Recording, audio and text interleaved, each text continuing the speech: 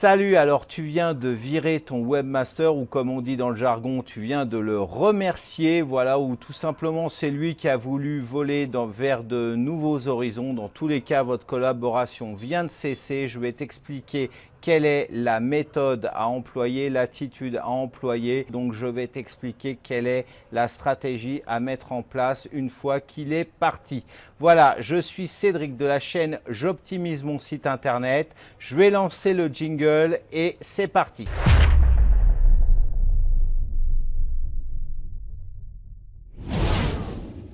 Alors, comme tu peux le constater, j'ai changé totalement de cadre d'enregistrement pour cette vidéo. Pour cause, j'ai fait mes valises, c'est l'été. Et oui, qui dit l'été dit vacances. Et là, je suis parti en premier lieu en Thaïlande. Et puis là, je suis actuellement au Vietnam d'où j'enregistre cette vidéo. Donc, je vais en profiter pour te montrer aussi, pour te faire quelques petits films, quelques petites séquences de mes péripéties. Voilà, donc tout en traitant ce fameux sujet là pour le coup, tu viens de te séparer de ton webmaster ou il vient de se séparer de toi. Quelle est la stratégie à employer pour t'éviter de perdre jusqu'à 2000 €? Alors pourquoi je te dis ça? Tout simplement parce que moi j'ai eu le cas d'un prospect qui est venu à moi il y a quelques temps de cela, qui m'a dit voilà, mon collaborateur, mon webmaster est parti, on s'est fâché, on a un gros blog, un gros site à gérer et j'ai l'impression que, depuis qu'il est parti, bizarrement, mon site il fonctionne mal, c'est comme s'il avait été piraté et je suspecte qu'il ait fait énormément de dégâts à l'intérieur de mon site, à l'intérieur de ma base de données. Et pour cause, j'ai pu constater que la base de données était en vrac et pour la réparer, eh bien voilà, le devis était à peu près de 2000 €.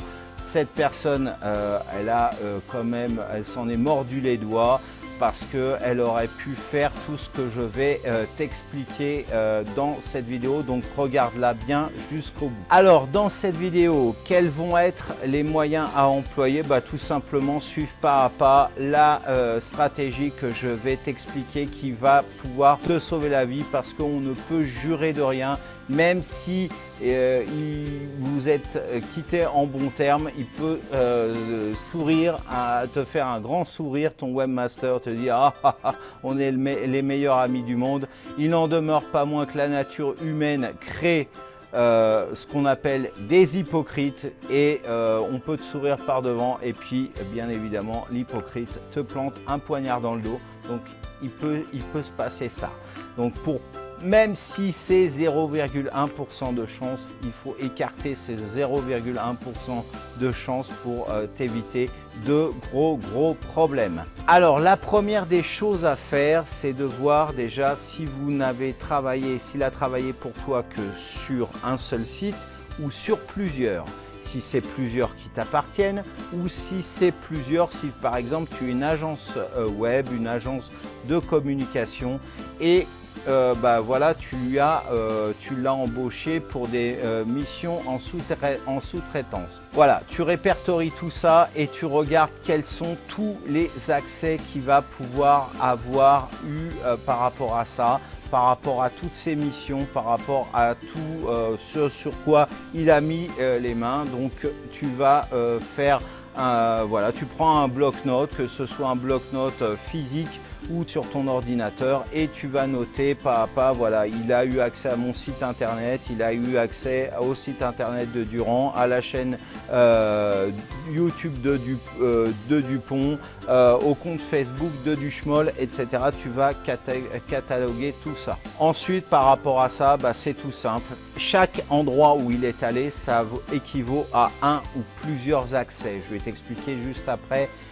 Au niveau des accès, donc ça il faut changer obligatoirement le mot de passe. Tu n'attends pas, tu catalogues tout ça et donc le mot de passe tu le changes. Donc il va y avoir un peu de boulot, mais il va falloir le faire. Un peu de boulot, encore une fois, le plus gros boulot c'est le travail cérébral, de te remémorer tout ce qu'il a fait, mais après au niveau de l'application ça va rapidement. Par rapport à un site internet, c'est très important, c'est qu'un site internet touche plusieurs choses. Voilà, on parle du webmaster, à la base c'est pour un site internet. Donc le site internet, il va y avoir quoi? Si c'est un site, un open source type WordPress, les accès à l'admin WordPress, donc le mot de passe, il va falloir le changer. Ça, c'est la première chose. La deuxième chose que tu vas devoir faire par rapport à un site internet, il y a aussi les accès FTP. S'il a utilisé FileZilla ou un cPanel, il faut absolument te rendre sur ton hébergeur, que ce soit OVH, One&One, Gandhi, Planet Hoster, ce que tu veux, et tu vas changer le mot de passe de l'accès FTP. Il y a aussi, pour la plupart des sites internet maintenant, ils utilisent une base de données, donc le mot de passe de la base de données. Bien évidemment, ça, le mot de passe de la base de données, c'est important. Il va falloir, si tu as WordPress, dire au site que le mot de passe de cette base de données a changé, sinon tu vas planter ton site. Donc si tu rembauches un nouveau webmaster, eh bien il va falloir lui dire ça, hein, tout ce que je te dis là. Maintenant, si tu sais le faire, de toute façon par rapport à WordPress, pour ouvrir une parenthèse, c'est dans le fichier wp-config .php où l'accès le mot de passe de la base de données est indiqué. Donc le nouveau mot de passe, tu vas devoir le changer et puis le mettre à jour le fichier. Encore une fois, si tu ne sais pas faire, ton webmaster saura le faire, ou sinon si tu n'as pas de webmaster, tu peux me contacter et je le ferai. Donc tu regardes sur j'optimise-mon-site-internet.com, tu as /contact, donc tu as un formulaire de contact, tu le remplis, tu me le dis. Il y a ça, il y a ces trois choses là. Une quatrième chose, si tu as une mailing list et qu'il a eu accès à cette mailing list, que ce soit Mailchimp, Aweber, SG Autorépondeur aussi, il faut lui supprimer les accès. Je dis un autre truc aussi, alors moi personnellement j'aime pas du tout, mais il y a des clients qui partagent leur compte PayPal, qui donnent, parce que des fois il y a des questions par rapport à PayPal pour les paiements en ligne, etc. Moi je sais que il m'est arrivé quelques fois de travailler, d'accéder sur les comptes PayPal ou même Stripe de certains clients. Eh bien tu changes absolument ces accès, parce que ça c'est pire que tout. Si encore une fois vous êtes mal séparés, ou alors ça peut être un gros hypocrite, il peut faire énormément de dégâts. Voilà, et en dernier lieu, il faut aussi avertir les clients pour lesquels il a travaillé, s'ils étaient au courant. S'ils n'étaient pas au courant, il n'y a pas de souci, mais s'ils étaient au courant que tu as cessé la collaboration avec cette personne-là. Alors le truc, c'est que par la suite, eh bien, lorsque tu remploieras un nouveau webmaster, toutes les tâches que tu vas lui donner, tu ouvres un bloc-notes ou tu notes sur un bloc-notes physique. Voilà, à Cédric, je lui ai donné l'accès à ça, tu les notes. Et puis une fois que tu auras cessé ta collaboration avec Cédric, ou inversement qu'il aura cessé sa collaboration avec toi, eh bien tu sauras retrouver plus facilement qu'est-ce que tu lui as donné comme accès, et donc du coup les supprimer, les changer, les modifier beaucoup plus rapidement. Voilà, alors j'espère que cette vidéo ne t'aura plu. Bien sûr, c'est pas du tout dans l'optique d'être paranoïaque ou quoi que ce soit, c'est simplement pour prévoir, hein.